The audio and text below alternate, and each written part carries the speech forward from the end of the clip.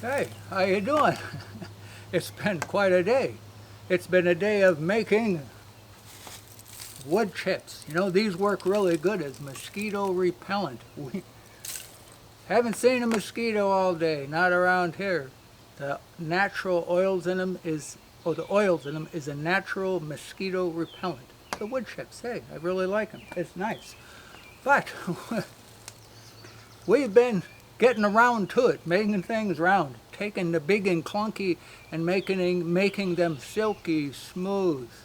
So the lathe, yes, this this was originally this was designed and made for, the bottom half of it was made for something else, and it was a total complete flop. I made it from here down, and it didn't work it just didn't work at all. It just didn't. And eldest son got involved. He was working with me at the time, and we needed a way to process this big and clunky, too big for one thing and it didn't work for another. And we needed a way to fix that, to use the material. And there was a guy that he would take truckloads of stuff, this odd size stuff. He would take truckloads of it down and he would run it through this spiral peeler like they would make fence posts out of. But I tell you what, that's a lot of work. You got to feed it through, and it'll take maybe a ½ inch off of it and feed it through again. And you go, Pop, there's got to be a better way.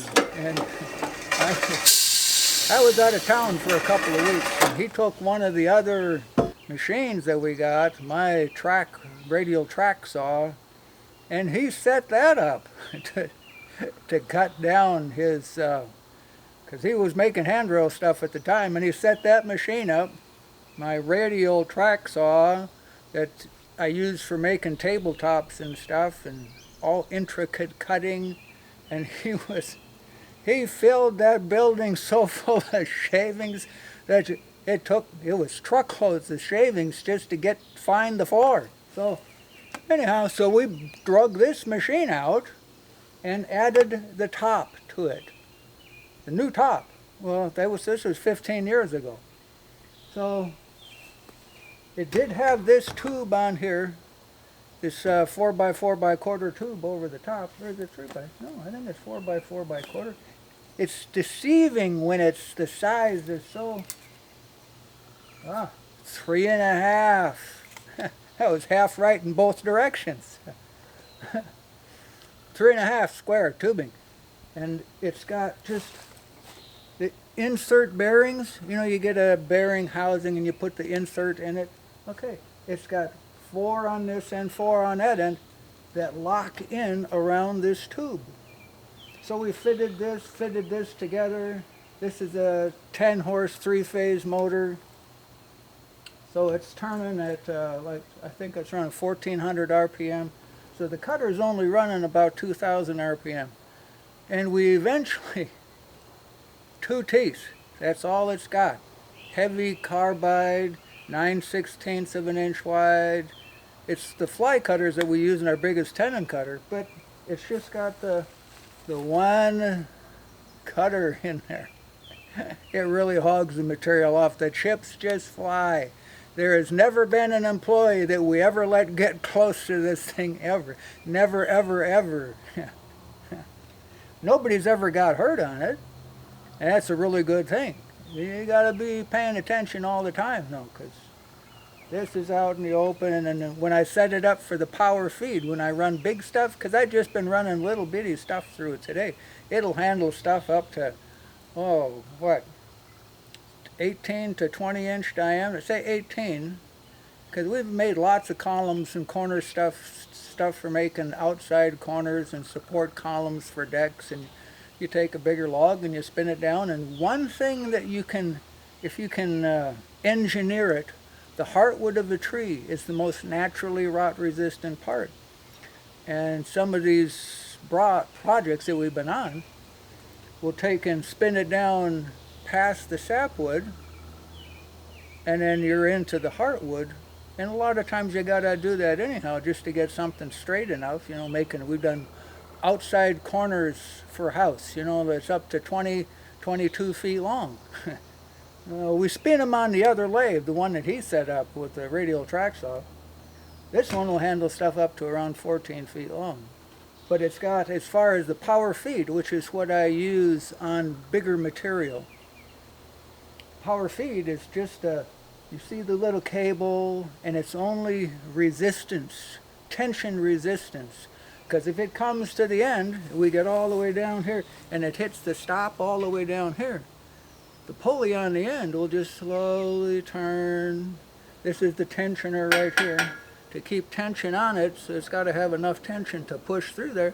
But if it gets to the end, it's just cable, just this, what is this? 1/8 inch cable?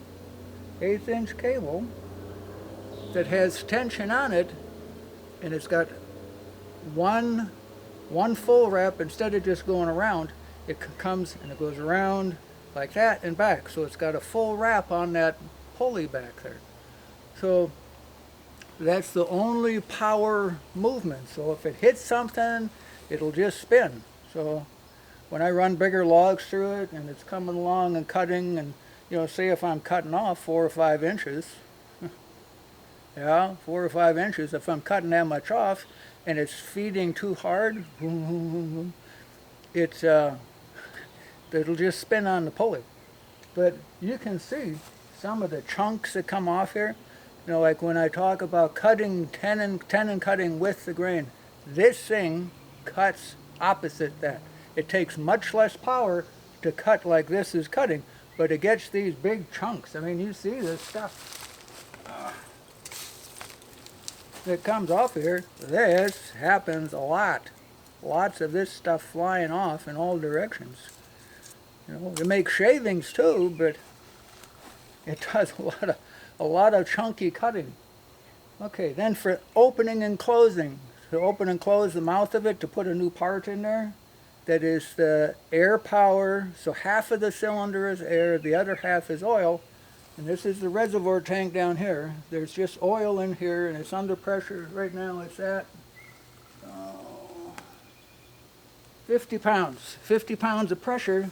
So I got a line coming out here with air in it, 100 pounds, so it's opening and closing with about equal pressure in both directions.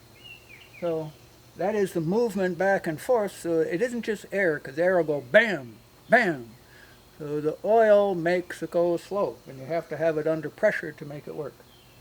So the movement back and forth, it's a 2.5 inch cylinder, air cylinder that has one side oil, other side air, that push the movement back and forth. The turning of the lathe, okay, 1.5 horsepower farm duty motor, 1725 RPM, feeding into a gear reduction box to bring it down so that the final RPM, personally I like running it around 100 RPM as far as the part turning. The part does not have to turn very fast.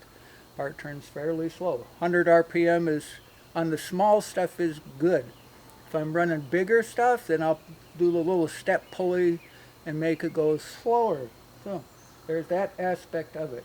As it comes forward, you see my little depth adjuster here.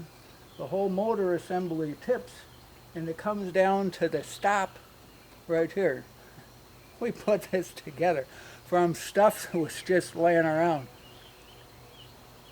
I don't know they spent 50 bucks on additional parts when we went to put it together. It was just stuff that this came from a takeout at an old building, and other, you know, we gather parts. I'm a scavenger.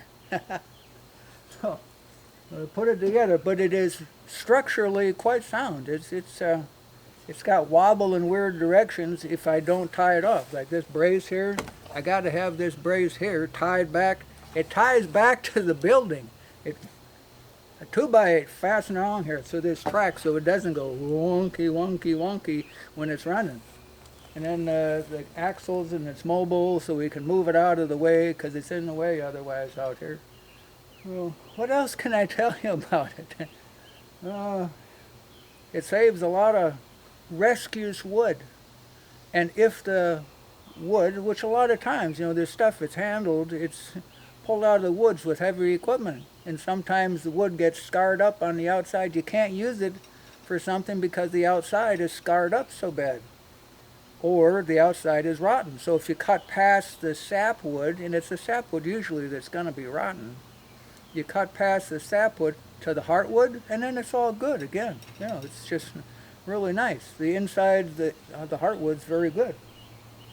So it rescues material. Eldest son always liked taking and rescuing the material and turning it into a beautiful handrail job. He used to put in 1/3 of a mile a year. He averaged 1/4 mile a year of log handrail, and this is putting like 100 and some feet per house, here and there and all over the place, and finishing and all. He put lots of the stuff in, lots and lots.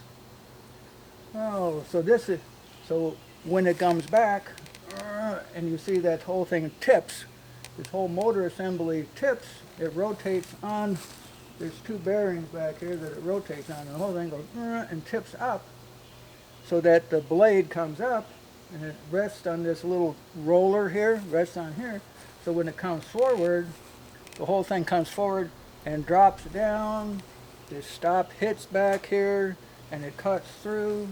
And like right now, I have skipped the power feed on this little stuff and just feeding it by hand, feeding it through.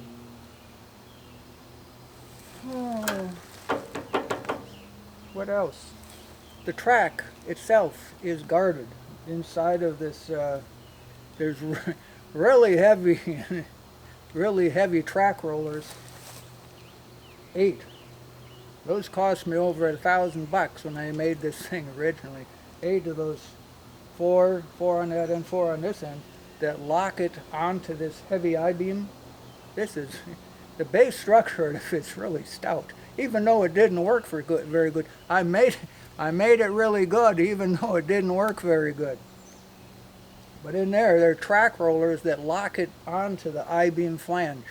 So it just rolls back and forth, but we've got this little thing here. I don't know if you can see this. This thing, which continually scrapes. Oh, now I did it. There. It's sliding back and forth on top of the I-beam, so it's continually keeping that I-beam clean and the junk out of the rollers, because that would be a real problem. Oh.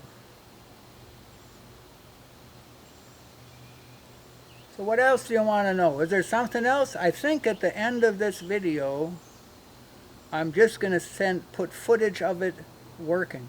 Spinning, cutting, and I'll put the camera in different places so you can see it and look at it, and from different aspects. There's a lot of ways to do it, but this is about as simple, foolproof, inexpensive, but it's been extremely dependable. I like dependable, even if it's a little, maybe a little rough around the edges, if it like the tough old woodsman or something. Hey, it's been dependable. I like that. That's been a real plus. So this, ugly as it is, it's been my friend for a long time. So there you go. You have a good day.